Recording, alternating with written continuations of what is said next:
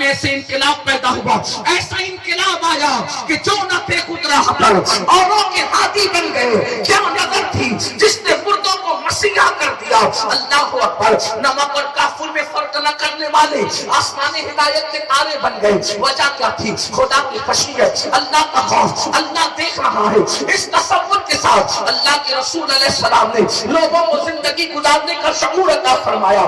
پتہ چلا اللہ کا خوف جس دل میں پیدا ہوتا ہے, خدا کی خشیت جن کے دلوں کے اندر پیدا ہوتی ہے, وہ انسان گناہ چھوڑ دیتا ہے. جب دل میں اللہ کا خوف پیدا ہوگا انسان ناپ تول میں کمی نہیں کرے گا. جب دل میں اللہ کا خوف پیدا ہوگا تو اللہ سے ڈرنے والا کسی پر بد نظری اور بد نگاہی نہیں کرے گا, اس لیے کہ اس کو معلوم ہوگا کہ اللہ اکبر میرے رب کا فرمان ہے کہ جو آنکھیں باپ کی نظر سے کسی عورت کو دیکھتی ہے ان آنکھوں کے اندر جہنم کی آگ کی سلاخیں ڈالی جائے گی. تو ایک انسان سوچتا ہے جب میری آنکھیں اللہ اکبر میری آنکھیں چھوٹا سا تنکا برداشت کرنے کے لیے تیار نہیں, میری آنکھیں چھوٹا سا کنکر برداشت کرنے کے لیے تیار نہیں, حتیٰ کہ اگر گھر میں خاتون پیاس کاٹ رہی ہو تو پیاس کے ننھے ننھے ذرات جب کسی آنکھ کے اندر جاتے ہیں تو وہ ننھے سے ذرات آنکھ ہماری برداشت نہیں کر پاتی. لیکن سچے سچے رسول نے فرمایا,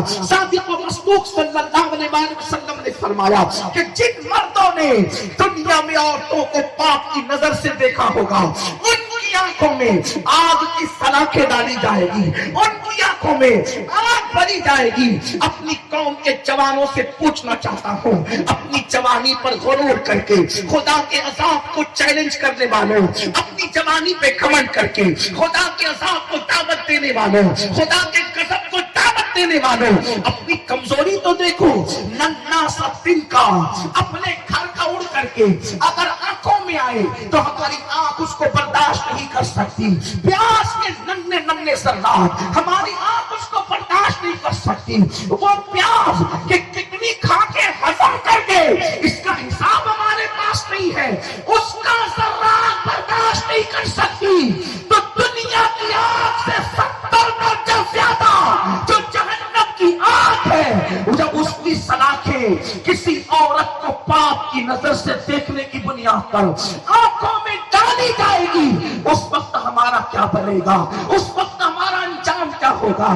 یاد رکھنا اگر یہ بات کوئی مولوی کہہ دیتے تو لوگ کہتے مولوی لوگوں کی تو عادت ہے ڈرانے کی. اگر کوئی سیاسی لیڈر کہتا تو لوگ اس کا مذاق اڑا سکتے تھے, مگر واللہ یہ مولوی نے نہیں بلکہ مولا نے فرمایا ہے, مالک کو مولا نے فرمایا ہے, مالک کے حبیب نے فرمایا ہے, غیب کا نبی نے فرمایا ہے, مصطفیٰ جان رحمت نے فرمایا ہے, اور ساتھ نے فرمایا جس نے اپنی زبان سے اپنی طبیعت کے مطابق کبھی کلام نہیں کیا بلکہ ان کی شان یہ ہے وما ينطق عن الهوى ان هو الا وحی یوحی, وہ اپنی مرضی سے نہیں بولتے, زبان ان کی ہوتی ہے, کلام خدا بندے قدوس وہ رسول فرما رہے ہیں, وہ شفیع المذنبین فرما رہے ہیں, وہ امت کے غمگسار فرما رہے ہیں. اللہ اکبر. اب تھوڑا یہاں تصور کرو میرے آقا علیہ الصلوۃ والتسلیم کے دیوانوں, میری قوم کے جوانوں, تھوڑا تصور کرو, تھوڑا غور کرو. لوگ کہتے ہیں مسلمان خود غرض ہو گیا, میں کہتا ہوں اللہ کرے مسلمان خود غرض ہو جائے. میں کہتا ہوں مسلمان سیلفش تو ہو جائے, کیونکہ خود غرض اس کو کہتے ہیں جو اپنا صرف سوچتا ہے کسی اور کا نہیں سوچتا. میں کہتا ہوں یہ اتنے نادان ہے کہ یہ خود غرض بھی نہیں ہے, کیونکہ اگر یہ اپنا سوچتے اپنا تو یہ ضرور سوچتے کہ ہم نماز چھوڑ کر کے جہنم کی آگ میں جلنے جا رہے ہیں, ہم کسی عورت پر پاپ کی نظر ڈال کر اپنی آنکھوں کو عذاب کی دہانے پر لے کر کے جا رہے ہیں.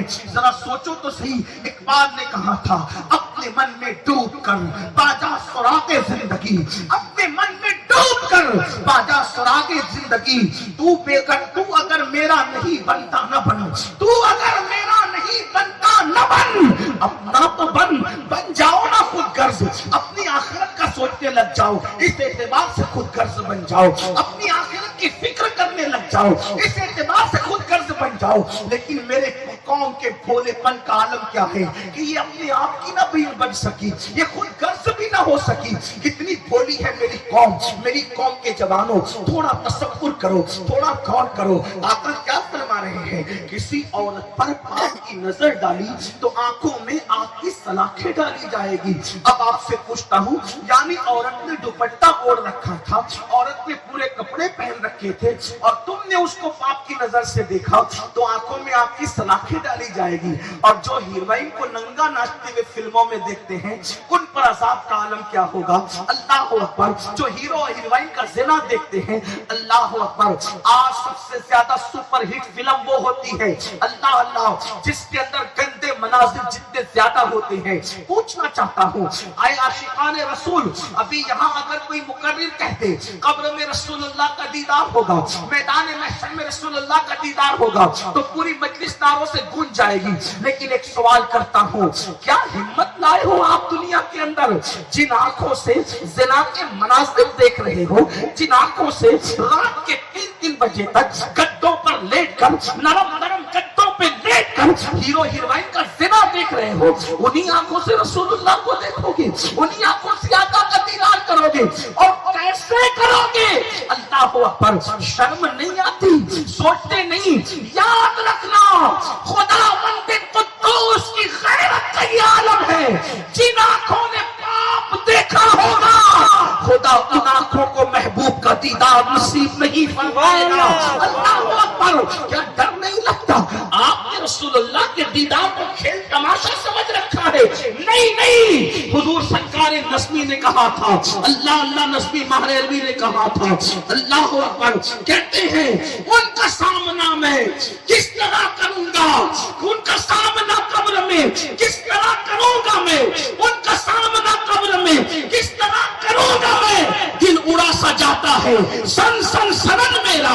اللہ اکبر. اتنے قریب سے حضور کی زیارت ہوگی, اللہ نہ کرے, 1000 بار نہ کرے, اگر میرے آقا نے یہ فرما دیا, ظالم منافق, تو باپ کے مناظر دیکھتا تھا اور اب میرا جلوہ دیکھنے آیا ہے, نمازوں کو ترک کرتا تھا اور اب میرا جلوہ دیکھنے آیا ہے. اللہ اکبر. عورتوں پر باپ کی نظر ڈالتا تھا, شراب کے پیالے اڈیلتا تھا منہ میں, اور اب میرا جلوہ دیکھنے آیا ہے. کیا منہ دکھاؤ گے حضور کو, آقا کی بارگاہ میں کیا منہ لے کر کے جاؤ گے؟ نہیں. اللہ اکبر. تو عرض یہ کر رہا تھا, جس دل میں اللہ کا خوف بسے گا, جس دل میں خدا کی خشیت پیدا ہوگی, وہ دل کبھی گناہ کی طرف نہیں بڑھے گا, وہ دل کبھی گناہ کی طرف نہیں جائے گا. لیکن آئیے, بہت لمبی بات کرنے کی بجائے, گناہ کا خاتمہ کیسے ہوگا؟ خوف خدا کی وجہ سے. اور خوف خدا کیسے پیدا ہوگا؟ یہ خوف خدا کسی دکان سے خریدنے کی چیز نہیں, یہ خوف خدا کہیں سے حاصل کرنے کی چیز نہیں. اللہ کا خوف آتا کیسے ہے, اللہ کی خشیت آتی کیسے ہے, دل میں خدا کا خوف کیسے پیدا ہوتا ہے؟ تو یاد رکھیں, قرآن کہتا ہے, انما یخشی اللہ من عبادہ العلماء. آگاہ ہو جاؤ, بے شک اللہ کے بندوں میں جو اللہ سے ڈرنے والے ہیں وہ صرف علم والے لوگ ہیں. مطلب یہ ہے, اب دل میں اللہ کا ڈر پیدا کرنا ہے, دل میں اللہ کا خوف پیدا کرنا ہے, دل میں اللہ کی خشیت پیدا کرنی ہے. تو خدا کی خشیت کیسے پیدا ہوگی؟ علم دین کی برکت سے. علم حاصل کرو گے تو اللہ کا ڈر پیدا ہوگا, اللہ کی خشیت پیدا ہوگی. اور یاد رکھنا, جس کے دل میں اللہ کا ڈر نہیں, وہ پڑھا لکھا تو ہو سکتا ہے مگر عالم نہیں ہو سکتا. عالم سچا وہ ہے, بڑے مدرسے کی ڈگری عالم نہیں بناتی, بلکہ اللہ کا ڈر عالم بناتا ہے. دیکھو, پڑھے لکھے میں اور عالم میں فرق بتاؤ. ہر پڑھا لکھا عالم نہیں ہوتا, مگر ہر عالم پڑھا لکھا ہوتا ہے. اشرف علی کے پاس علم تھا, پڑھا لکھا تھا, مگر اللہ کا خوف نہیں تھا, تو نبی کی گستاخی کر گیا. اور میرے امام اعلی حضرت کے پاس علم کے ساتھ اللہ کی خشیت بھی تھی, تو وہ بڑا بھائی نکلا ہے. اور یہ خدا کی خشیت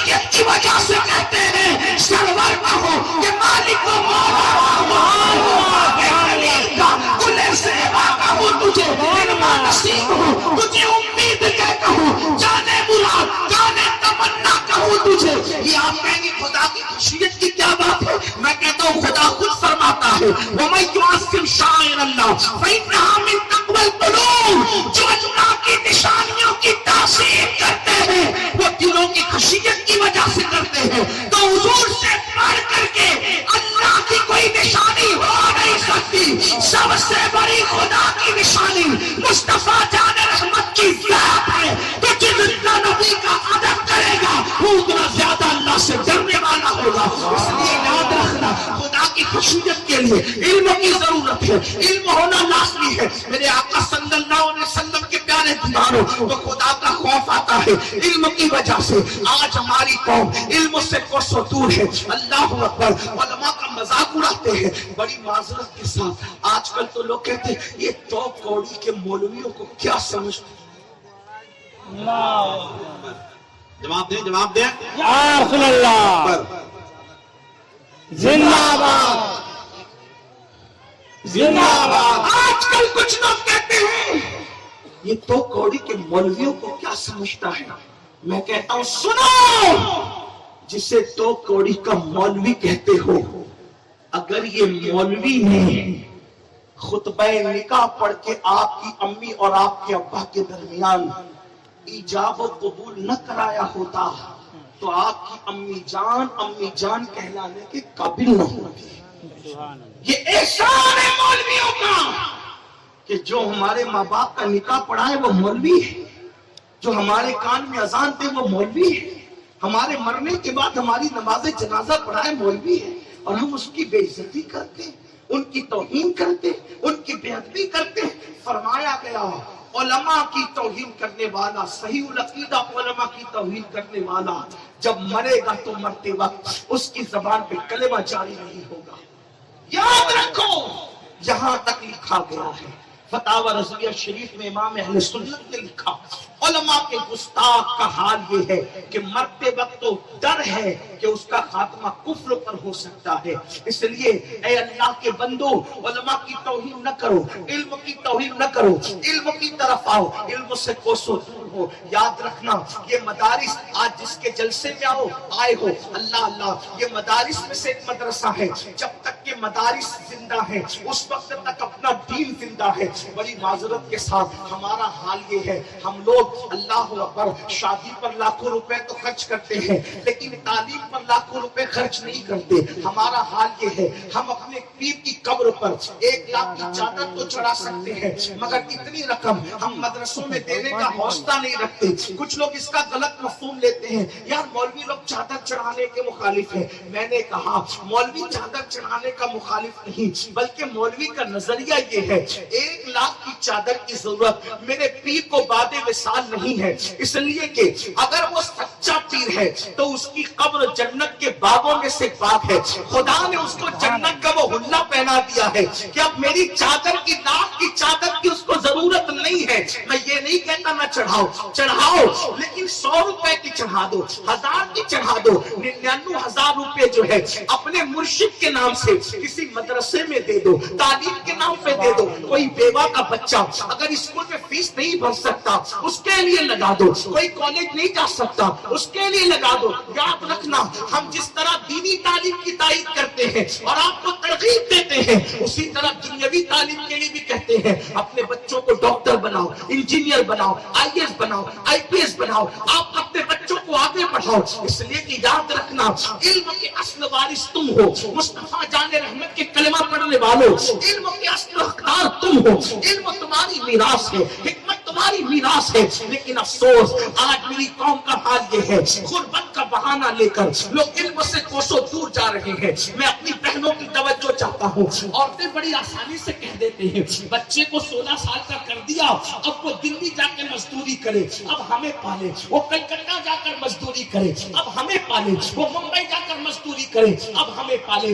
میں عرض یہ کرنا چاہتا ہوں میری بہنوں یاد رکھو اپنے بچے کو تھوڑی سی محنت کر کے پڑھا دو. اپنے بچوں کو اپنے بھائیوں سے کہتا ہوں تھوڑی سی محنت کر کے پڑھا دو. ہمارے ماہرہ کے سرکاروں نے ایک اعلان کیا تھا اور نعرہ دیا تھا آدھی روٹی کھانا پڑے تو کھاؤ لیکن اپنے بچوں کو پڑھاؤ. میرے آقا صلی اللہ علیہ وسلم کے دیوانوں صرف 10 سال اگر ہم اپنے بچے پر تعلیم کے حوالے سے محنت کرتے ہیں چاہے مدرسے کی تعلیم ہو چاہے اسکول کی تعلیم ہو